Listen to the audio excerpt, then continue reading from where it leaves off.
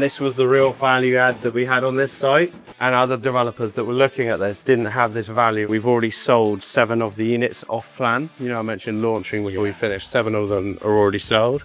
It's just all bike stalls in here. It's lovely and cool in here. Yeah. It was like it's air conditioned.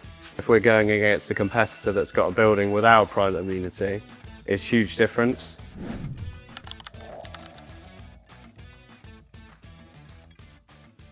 Do you remember I was on the whiteboard going crazy? I was saying 16 flats.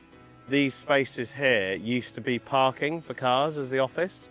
So there was like rail gates that used to open. So when we got the 16, it was just the easy win. The like first move, we knew we were gonna do more because it was the easy win. It was just the office space we were focusing on.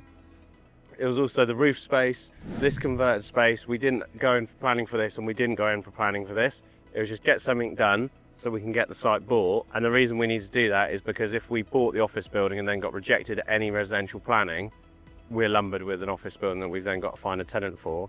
Whereas if we get some residential change of use, it pretty much then it comes all encompassing, we can tweak the mold from there. Second application was to convert this ground floor space and the loft space. And then the third application was get a unit at the front above the building. And then the fourth application was to do these 2 houses.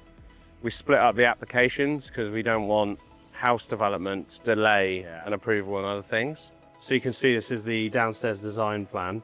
The brick walls that you've seen that have come up, they're private amenity, parking and a little garden courtyard area for each of the flats on the ground floor. We've just walked this way and then through this door.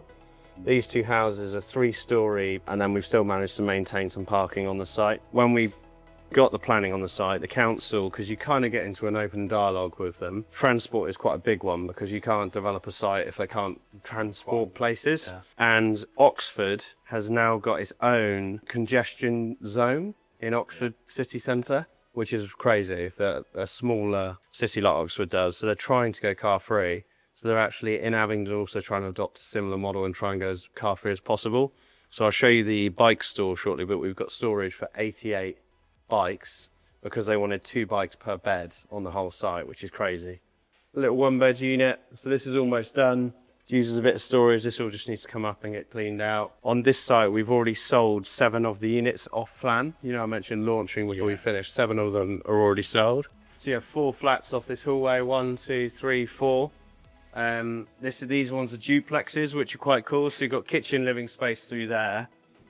And then this was the real value add that we had on this site. So we actually converted the loft space. So this floor we put in all the way along the front, top of the building. So this is a 2-bed, 2-bath. And other developers that were looking at this didn't have this value in the site. So all of this was all open plan as an office space. So this wall wasn't here. This is actually the front door. And you can sort of see the old plaque heritage of the building.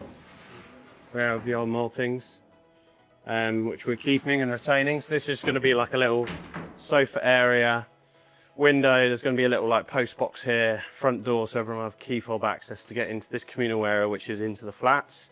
We're quite lucky with this building because it's already got a lift, which services all of the front of the core.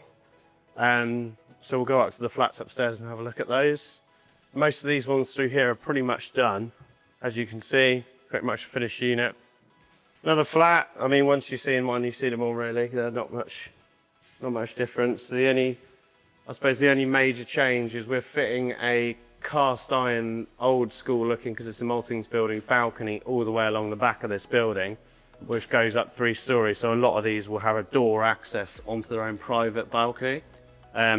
You would see a lot of developers that don't provide private amenity space outside, and it comes at a cost. Like, we've got to punch this window through, we've got to fabricate 80 grand's worth of triple balcony and then put glazing in between it. But the difference between that selling and something, you know, if we're going against a competitor that's got a building without private amenity, is huge difference.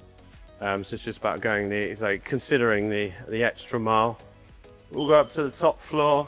So the old building line, you can see it on that wall there, that red brick is where the building line used to come down, and this was exposed, but like almost like 1.5 story in here. So it was a big atrium to get into the office space upstairs. We have got planning to build that front wall up higher, like a nice brick built. It actually, the design that was before was like an ugly old office building in the 60s. We've gone back to its like original format, red brick. We've actually got like an old whitewash, like Maltings sign going on the front. So we added all this floor, we built it all up. So this is actually going to be a wall here. Well, it's actually here. Staircase going up here, kitchen, living, dining space, and this is a 4-bed HMO as well. And then there's further flats through here which match up to like downstairs. So we've got a flat through that way, another duplex flat there, a flat on that side, another duplex flat on the right. So it's a slightly more like moody style to Tame. Tame's very clean, basic, because people in Tame are like very particular, whereas this we've tried to adopt a little bit the character of the site.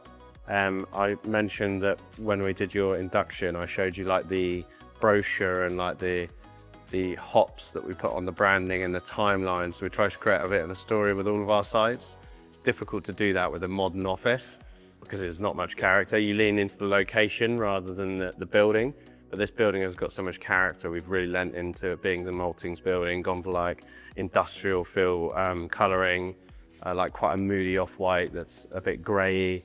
Duplex upstairs, which you don't necessarily see because we saw one of those. And then the same flat that matches next door, and then another duplex flat in here. And that's our lot. Thanks once again for watching our video. We hope you found it useful. If we could ask you for one thing, please do subscribe, it does help us. And check out our channel because there's tons of videos on there with lots of value, which we give away for free. Thanks for watching.